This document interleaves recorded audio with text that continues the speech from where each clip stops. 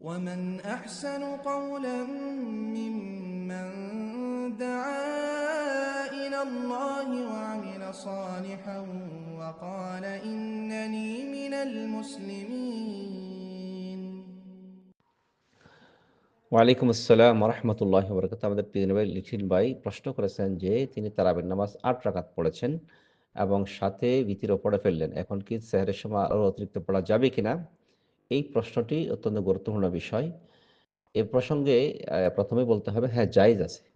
তার পক্ষে আমি ৩টি পয়েন্ট উল্লেখ করব। ১ নম্বর পয়েন্ট হচ্ছে নবী সাল্লাল্লাহু আলাইহি সাল্লাম তাহাজ্জুদের নামাজ অথবা তারাবির নামাজকে অত্যন্ত গুরুত্ব দিয়েছেন।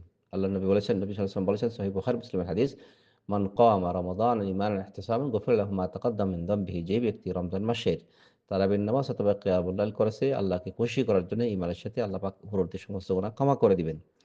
দ্বিতীয় পয়েন্ট হচ্ছে একজন প্রখ্যাত সাহাবী আবু সালমা ইবনে আব্দুর রহমান, তিনি আয়েশা রাদিয়াল্লাহু তাআলা আনহাকে প্রশ্ন করেছেন আম্মাজানকে, কাইফা কানাত সালাত রাসূল সাল্লাল্লাহু আলাইহি ওয়াসাল্লাম ফি রমাদান। তিনি প্রশ্ন করলেন রমজান মাসের মধ্যে রাসূলুল্লাহ সাল্লাল্লাহু আলাইহি ওয়াসাল্লামের সালাত কেমন ছিল, তিনি কত রাকাত পড়তেন?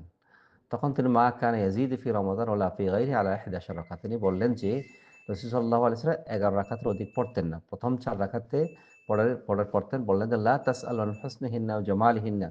এত সুন্দর, চমৎকার, দীর্ঘ এবং অত দীর্ঘ ছিল যে এটা প্রশ্নাতীত, অত্যন্ত দীর্ঘ ছিল। ইহা বর্ণনাতীত। তারপরে আরও ৪ রাকাত পড়তেন। এত সুন্দর এবং অত লম্বা ছিল যে এটা বর্ণনাতীত।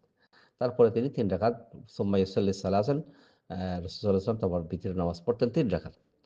তিনি বললেন, ফাকুলতু ইয়া রাসূলাল্লাহ তানামু। আমি নবী সাল্লাল্লাহু আলাইহি ওয়াসাল্লাম জিজ্ঞেস করলাম, আপনি কি ঘুমাচ্ছেন? আপনি ঘুমাচ্ছেন এরপরে বিতির পড়তেছেন?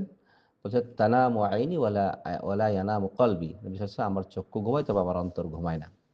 এই হাদিস থেকে বোঝা যায় যে রাসূল সাল্লাল্লাহু আলাইহি ওয়াসাল্লাম ১১ রাকাত পড়তেন। আরেকটি হাদিস আসছে যে ১৩ রাকাত পড়তেন।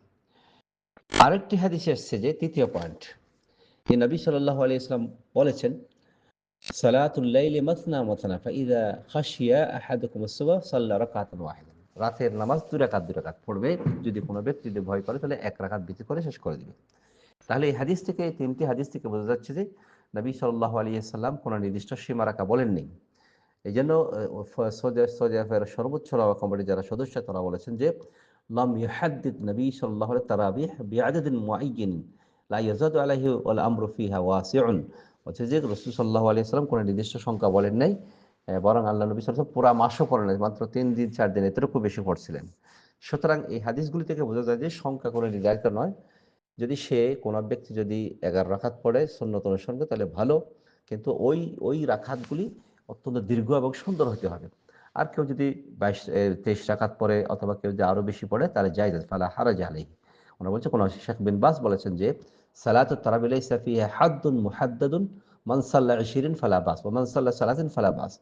যদি কোনো ব্যক্তি যে তারাবির নামাজের কোনো সীমা রাখা নাই, যদি কোনো ব্যক্তি ২০ রাকাত পড়ে অসুবিধা নেই, কোনো ব্যক্তি ৩০ রাকাত পড়লে কোনো অসুবিধা নেই। সুতরাং আপনি যদি তারাবির নামাজ পড়েন ইমাম সাহেবের সাথে খেয়াল করবেন যে ইমাম সাথে পুরা পড়ার জন্য উনি যত রাকাত পড়েন উনি এত টাকায় পড়বেন। যদি তাহাজ্জুদের সময় একটু পড়তে চান, জায়েজ রয়েছে। তবে বিতিরের নামাজকে ২ বার পড়া যাবে না।